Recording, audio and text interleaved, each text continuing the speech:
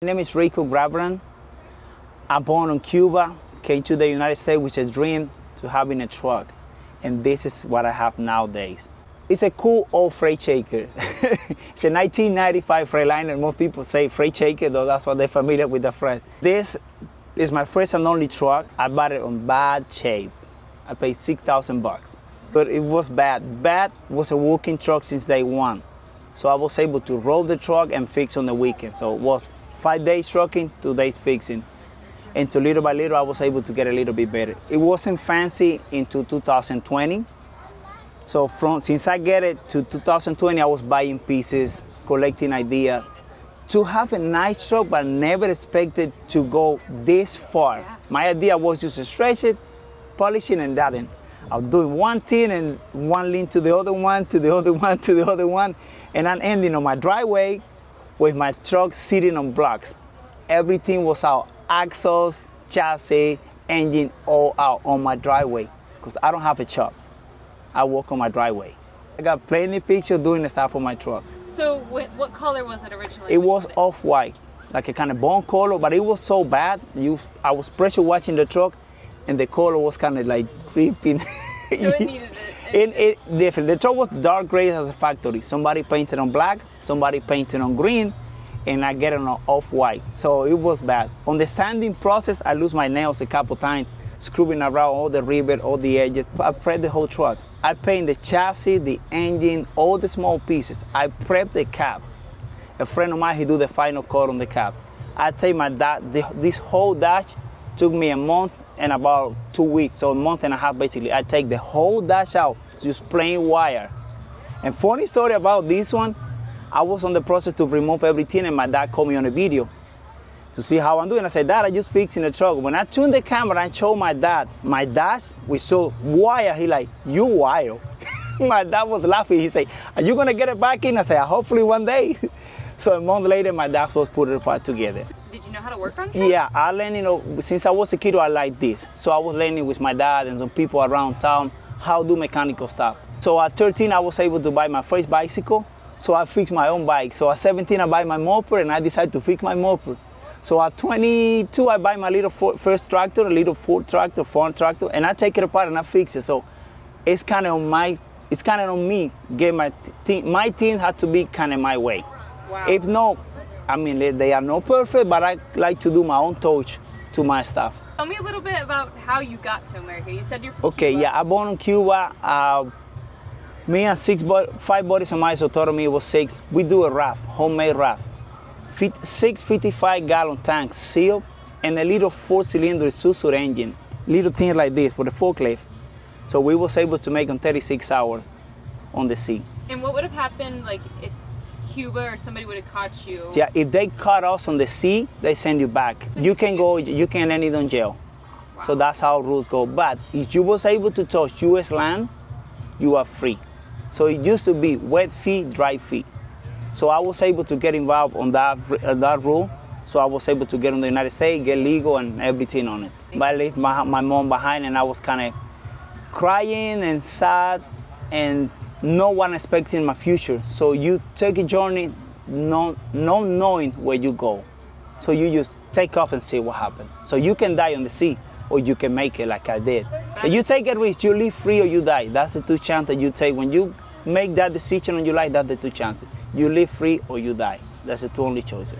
And I was blessed to be able to came to the States. Came to the United States being one of the biggest and best things that happened in my life. My life changed completely, 360 degrees. You got into trucking when you got to America. Tell me about that story. No, I work in construction with one of my uncles on Fort Lauderdale, Miami area. And one of my dad's friends, he lived in Orlando. He know me because I was trucking with my dad when I was a kiddo. He said, Rico, get your CDL. When you got your CDL, I hiring you. I love trucking. So I tried to get my CDL. Took me like 2 months around to get to school, back and forward until I get my CDL. And I left Fort Lauderdale to Orlando on a Friday, work with them, be around, know how things going, go back to South Florida to work. And the next weekend, I came to Orlando. On Saturday, fix an FLC, Freightliner, black FLC. Got some kind of issue, helping Louis to fix. And on Monday, I was rolling with Louis Monday, Tuesday, and Wednesday. And Wednesday afternoon, he told me, well, you know the rules. You want now?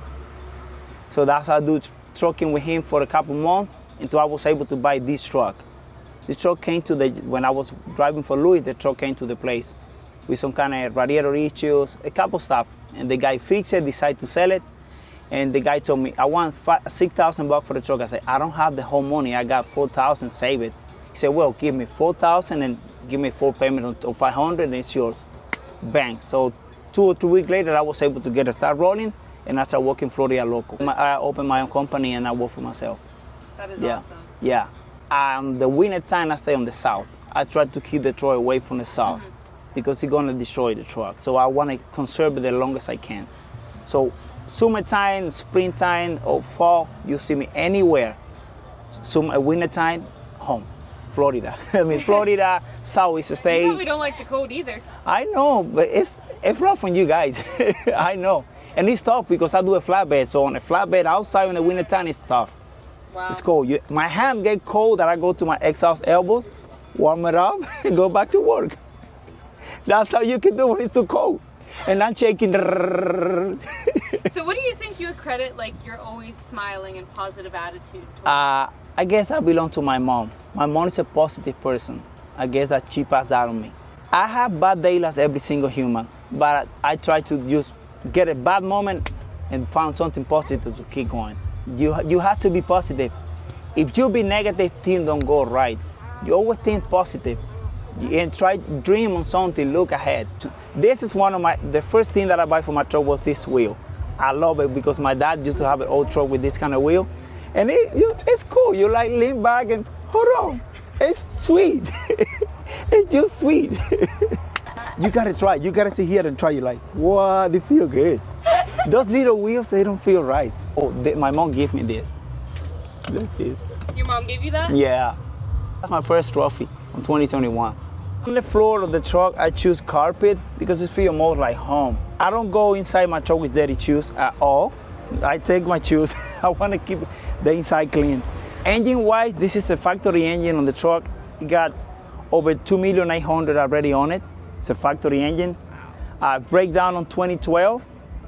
On the west side of Texas, I make it east to Orlando, dripping water on the radiator, put it back in water until I get back home. I get home on a Tuesday. Wednesday, me and a friend of mine, which are taking apart. Thursday, we take the head off. And on Friday at 4 p.m.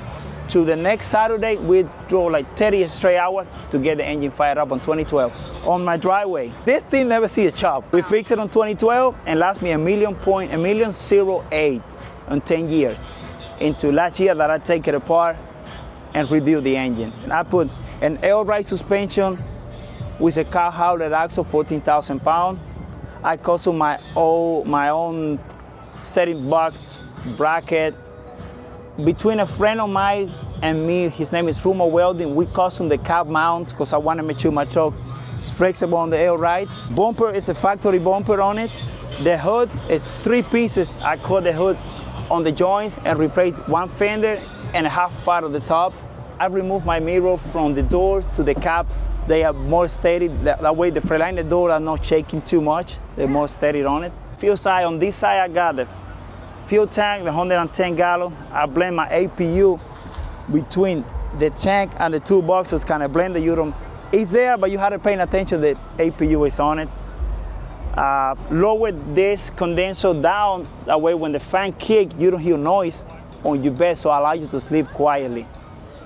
My battery boxes, I take out the Freightliner boxes and sit it back here on the frame, so they are inside the frame. I got a trailer hook right here, and this deck plate I can lift it and do an axle, change my axle. I got a good friend passing by. Hey, Mr. Chad. Mr. Chad. How you guys doing? Good, you? And I want to point something to this guy right here is one of my biggest inspiration and a personal friend of mine. He encouraged me to doing this. This is one of the best guys that I have around. Well, thank you. On the bottom of my heart. Aww. I'm blessed to have him. Thank you. So Hawkbill fender, custom fifth wheel racer and plate, aluminum fifth wheel. Everything back here is done by me. Everything frame-wise, bolted, drill, everything. I put this whole tank back here to win some space underneath my cab and have a easier brake reaction on my brake pedal on it. Hangers, I had to remove them back and forward because I lower my truck the lowest that I can do. And this is cool. I want to point this one. This is the name of my truck. It's called Little Blue.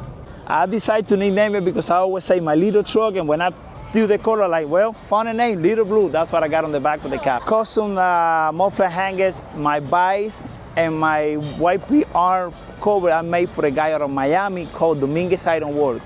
On this side of the truck, I got a fuel tank to help me to balance the weight on the chassis, because I got the 2 bucks and the APU on one side, so this is gonna help me on the weight of the chassis. So total, I got 3 tanks. Between the all three will be 300 gallons, so allow me to go a couple days without put fuel. I custom this door for line that don't come with the door on this side, so I put this one on it, and I use Peterbilt exhaust shield. A way I can close everything in it, so it's a clean look of the truck. And back here, I have something. I recommend anybody that do a trucking show or want to have a clean truck, Evan product. Everything, most of the stuff that I use on my truck came from Evan. They good stuff. You guys have to try. This is good. Hi guys. You think? Watching Evan's videos allow me to learn how you do the polishing, how you look at different angles, how things came in. He gave me so much idea on his YouTube video. He's a teacher for me, and I'm glad that I've been called him friend. He teach me, on his video, he teach me a lot how to polish. Not myself, teaching people how you do the polishing, how you do the cleaning, how you detail your own truck. So watch his videos because you're gonna learn a lot, like I did. My truck is a clean truck. You can count that more of my cleaning details, ideas become from Evans. Yes, watch his video. He's a good guy on the teaching. Like an example, this backside, he taught me this one. It's a reflection. You look in the backside of my step and you look into the tank. If you are not clean back here, it's gonna reflect it on the tank. So he teach me that trick on the video. You gotta clean, you gotta be see it. Same thing on the backside. If you don't clean this backside, you're gonna be showing on the fuel tank. You have to have it clean on the backside too. That's the thing that I learned from Evans. You're gonna lose your fingers, but it's possible. Let me show you this. Even I polish this. This is Evans' ideas. I copy his ideas. How to polish every single fitting, every single clamp.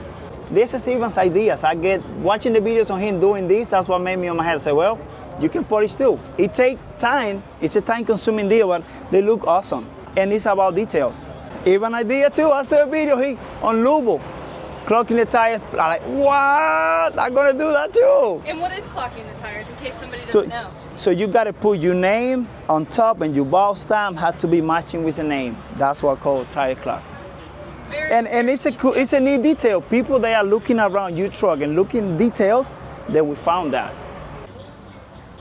This new award, they're calling it the Spirit of the Show. With these guys here, we started a small committee today. We wanted to have an award that represented great people in the industry. This has nothing to do with the trucks whatsoever. So we took the trucks completely out of the equation, and we just factored in people that we wanted to represent our industry. As we all know, you guys walk around and talk to a lot of people all the time. There's a lot of great people in this industry. I've been in this industry 26 years, and I'm truly blessed to have gotten to know a lot of you that are out here right now. And I can tell you, after meeting with these guys today, it wasn't exactly easy. There's a lot of great people that we see talking to people, talking to kids, putting kids in their trucks, revving up, just having a good old time at the shows and being good representations of the industry. So with that said, we have 2 awards here. There's 2 great people here this weekend that we feel represents the industry very well. And it was us that picked. And I'm proud to say the first one is Rico.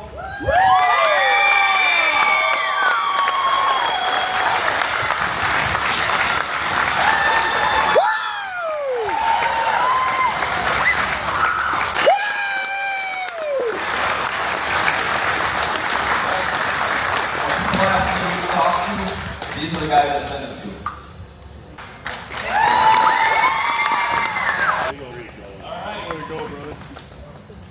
We are down to the overall, the top 10 of the show. So what we're going to do